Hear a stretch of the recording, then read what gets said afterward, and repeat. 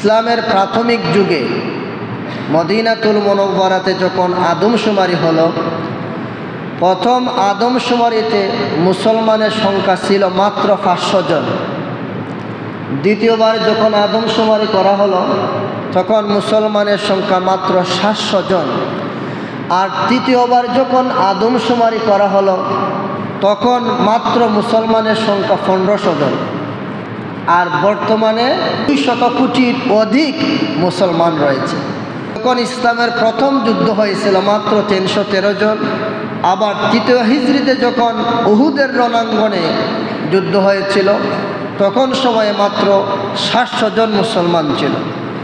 এই 313 জন আর 500 জন মুসলমানের কারণেই সারা পৃথিবী তরতর করে কেঁপেছিল। কিন্তু আজকে 200 কোটির উপরে মুসলমান থাকার পরেও বুকের সাহস হারিয়ে ফেলেছি।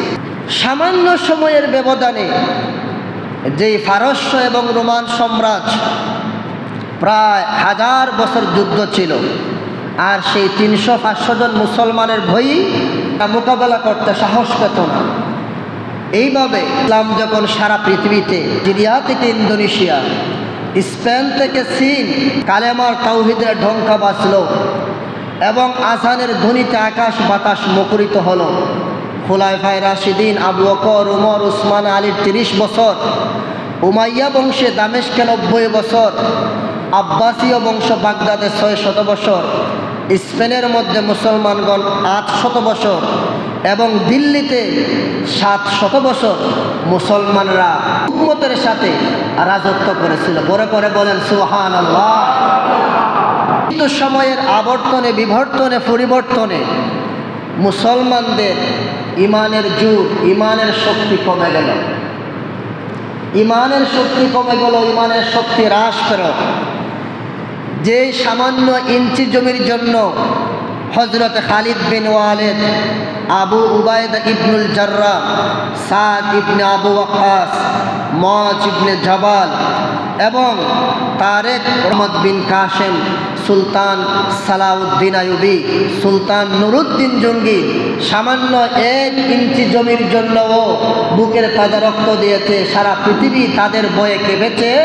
কিন্তু আজ আমাদের মুসলমানদের প্রথম কিবলা বাইতুল মুকাদ্দাস, মসজিদ আকসা, মসজিদে কিবলি সহ ফিলিস্তিনের জেরুজালেমের গাজা, রাফা বিভিন্ন জায়গাকে তারা ধূলিসাৎ করে দিয়েছে। তার কারণটা কি? তার কারণটা কি? তারা তো মুসলমান ছিল মাত্র 300-500, কিন্তু সারা পৃথিবী তারা রাজত্ব করেছে 700 বছর, 800 বছর। কিন্তু আজকে তো নামাজির সংখ্যা বেড়েছে, জায়গায় জায়গায় মসজিদ হয়েছে, মাদ্রাসা, ইউনিভার্সিটি হয়েছে, লেখাপড়া হয়েছে, রোজগার বেড়েছে।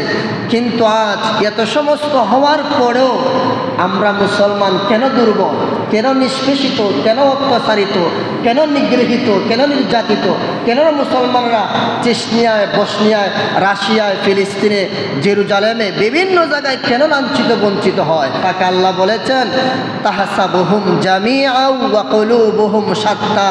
তারা একই কাতারে নামাজ পড়ে, ঠিক জামাতে একত্রিত হয়ে নামাজ পড়ে, কিন্তু তাদের অন্তরগুলো তাকে বিচ্ছিন্ন।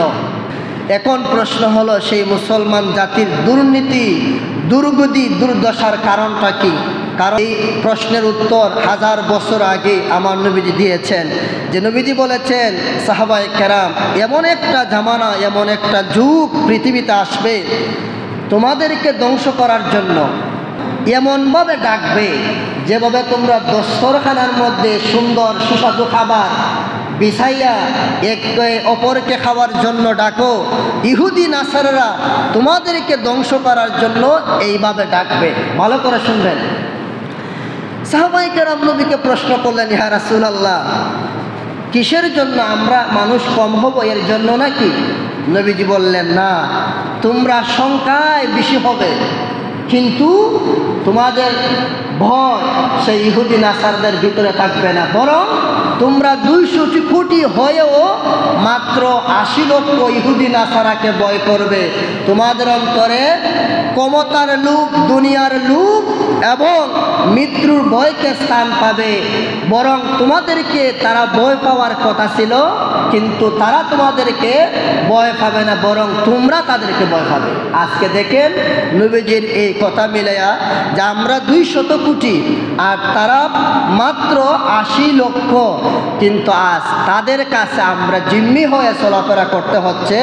ছোটো ছোটো নাবালক শিশু মহিলাদেরকে নির্বিচারে মসজিদগুলা, মাদ্রাসাগুলা, খানকাগুলা বিভিন্নভাবে তারা ধ্বংস করে দিচ্ছে। আজকে যদি আমরা আমাদের অন্তরে সেই ইমানের স্পিরিট, ইমানের শক্তি থাকতো, তাহলে আজকে এরকম পৃথিবীতে নজির হতো না। সুতরাং সম্মানিত ইসলাম ভাইগণ, এখন আসেন আমরা এই মুসলমান জাতি পূর্বে কেন শক্তিশালী ছিল আর আজকে আমরা কেন দুর্বল জাতিতে পরিণত হলাম। মুসলমানরা উত্থান এবং উন্নতি পিছনে তারা 2টা জিনিসকে অনুসরণ করেছিল। বলেন সবাই কয়টা জিনিস? সবাই বলেন কয়টা জিনিস অনুসরণ করেছিল?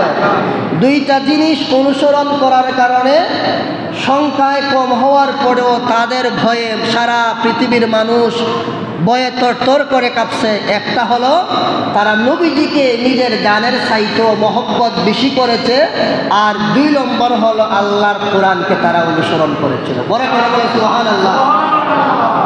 তাদের মধ্যে নবীজি ছিল, নবীজির আদর্শ ছিল। আজকে যদি আমরা চিন্তা করি আমার জন্ম থেকে মৃত্যু পর্যন্ত, আমরা এমনিতেই তো মুসলমান দাবি করছি, আমার ভিতরে নবীজির আদর্শ, নবীজির অনুসরণ কি আছে? আপনি চিন্তা করেন, মাথাটা বালিশের মধ্যে লাগাবেন, রাত্রেবেলা যখন ঘুমাবেন, যে আমার জন্ম থেকে এখন পর্যন্ত আমি নবীজির কি আদর্শটা অনুসরণ করেছি এবং আল্লাহর কোরআনকে আমি কিভাবে মান্য করেছি। মুসলমানদেরকে নির্যাতন করার কারণে ব্রাজিল তাদের পার্লামেন্টের মধ্যে ইসরায়েলের পতাকা উড়াইয়া আনন্দ উল্লাস করছে। বিশ্বকাপ ফুটবল খেলা আসে, দেখবেন ফোলাফান্তের শরীরের মধ্যে ব্রাজিলের গেঞ্জি লাগায়নি না লাগায় না, পরের মধ্যে পতাকা লটকায়নি না লটকায় না, হাজার হাজার টাকা খরচ করে রাত্রে ঘুমাইয়া খেলা দেখে। সেই ব্রাজিল পার্লামেন্টের মধ্যে আমার মুসলমান ভাইকে মারছে, এর জন্য ইসরায়েলি পতাকা উত্তোলন করিয়া তারা আনন্দ উল্লাস করছে। তার চাইতে আর লজ্জাজনক বিষয় কি হতে পারে? আপনি রাসূলের আদর্শ অনুসরণ করেছেন আর ব্রাজিলের জন্য পতাকা গেঞ্জি দিয়েছেন, একজন একজনকে মেরে ফেলছেন। খেলা দেখেন, সেই ব্রাজিল মুসলমানরা মানতেছে, তারা পার্লামেন্টে ইসরায়েলের পতাকা উড়াইয়া আনন্দ উল্লাস করতেছে। হায় হায় হায়, যুবক একটু শিখো, একটু জানো, পৃথিবী নিয়ে একটু ভাবো, কেন আমরা মুসলমান জাতি অবহেলিত হচ্ছি? অথচ আল্লাহ তাআলা সূরা মায়েদার 51 নং আয়াতে স্পষ্ট করে বলে দিয়েছেন, ইয়া আইয়ুহাল্লাযীনা আমানু লা তাত্তাখিদুল ইয়াহুদা ওয়ান নাসারা আউলিয়া। হে বিশ্বাসীগণ, হে ঈমানদারগণ, ইহুদি এবং নাসারাগণ তোমাদের মুমিনদের কখনো বন্ধু হতে পারে না। এই কথাটা কে বলেছেন? বলো সবাই। যে ইহুদি নাসারা মুমিনের বন্ধু হতে পারে না। আমরা ইহুদি নাসারাকে বন্ধু হিসেবে গ্রহণ করি। আমার মুসলমান ভাই, আমাকে আপনারা বন্ধু হিসেবে গ্রহণ করেন না, মুখে মুখে বলেন, কিন্তু অন্তরে অন্তরে নয়। আল্লাহ তাআলা কালামে রব্বানির মধ্যে বলেছেন, হে বিশ্বাসীগণ, ঈমানদারগণ, তোমাদের বন্ধু কখনো ইহুদি নাসারা হতে পারে না। এই কথাটা কে বলছে? তুমি ইহুদি ব্রাজিলে ভালোবাসো, তো তুমি ফুটবল খেলার লাগে তো দেখা যায় রাত যাইকে সেটা তুমি দেখতেছো, তাহলে কারে বন্ধু মানছো? ইমাম সাহেবের বন্ধু মানছো? ইমাম সাহেবের বন্ধু মানলে তুমি ইমাম সাহেবের কথা শুনলাই নাই, ইমাম সাহেবের বন্ধু মানো নাই, তোমার মুসলমান ভাইকে বন্ধু মানো নাই। আর অথচ আল্লাহ 1000 বছর আগে কুরআন শরীফের মধ্যে বলেছেন যে বাদুহুম আউলিয়াউ বাদ, ইহুদি নাসারার বন্ধু ইহুদি নাসারাই হবে, আর তাদের বন্ধু কখনো মুমিন মুসলমান হতে পারে। যারা বুঝেছেন আপনারা সবাই বলেন, আমার বন্ধু কি ইহুদি নাসারা না আমার বন্ধু মুসলমান? আমার ভাই মুসলমান। ইন্নামাল মুমিনুনা ইখওয়া, আমার এক মুমিন ভাই আর এক মুমিনের ভাই কেমন ভাই ছিলেন, একটা ঘটনা শোনাই। ইয়ারমুকের যুদ্ধ হয়েছে, ইয়ারমুকে হযরত হুযায়ফা রাদিয়াল্লাহু তাআলা আনহু উনি পানির মশক নিলেন, পানির পাত্র নিলেন। উনার চাচাতো ভাই জিহাদের মধ্যে অংশগ্রহণ করলেন। উনার চাচাতো ভাইকে খুঁজে পাচ্ছেন না, একটা পাত্রতে পানি নিয়ে গেলেন। দীর্ঘক্ষণ খোঁজাখুঁজি করার পরে দেখলেন উনার চাচাতো ভাই পানির জন্য তৃষ্ণার্ত অবস্থায়, যান যায় যায় অবস্থা, কোনো কথাবার্তা বলতে পারতেছে না, মরার উপক্রম। হযরত হুযায়ফা বললেন, তুমি কি পানি পান করবে? কিন্তু কথা বলার মতন কোনো শক্তি নাই। চোখ দ্বারা ইশারা করে বললেন, হ্যাঁ আমি একটু পানি পান করতে চাই। হযরত হুযায়ফা একটা পাত্রের মধ্যে পানি নিয়ে গেলেন ওনার কাছে, চাচাতো ভাইয়ের কাছে।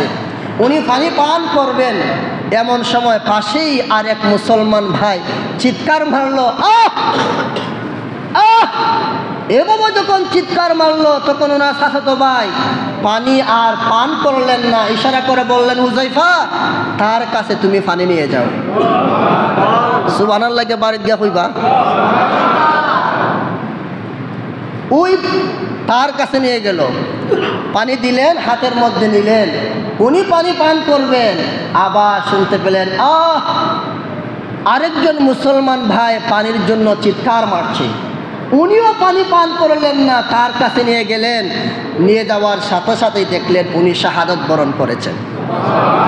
দ্বিতীয় জনের কাছে আসলেন, আমর বিল আস, যে পানি পান না করে আরেকজন মুসলমান ভাইকের কাছে নির্দেশ দিয়েছিলেন।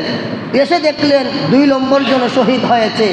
আবার আসলে ওনার জনের কাছে, যে চাচাতো ভাই পানির জন্য চিৎকার করেছিল, এসে দেখলেন উনিও শাহাদাত বরণ করেছে। জুড়ে বলেন সুবহানাল্লাহ। একজনও পানি পান করলো না। আর আমি যদি হইতাম, আমি আগে খাইয়ে লো, এরপরে দেশে তুই বাঁচতে, আমি আগে বাচ্চা লো, এরপরে তুই বাঁচিস, তাহলে আমার মুসলমান ভাইয়ের মধ্যে কীরকম দরদ আর মহব্বত আর ভালোবাসা ছিল একটু চিন্তা করে দেখেন।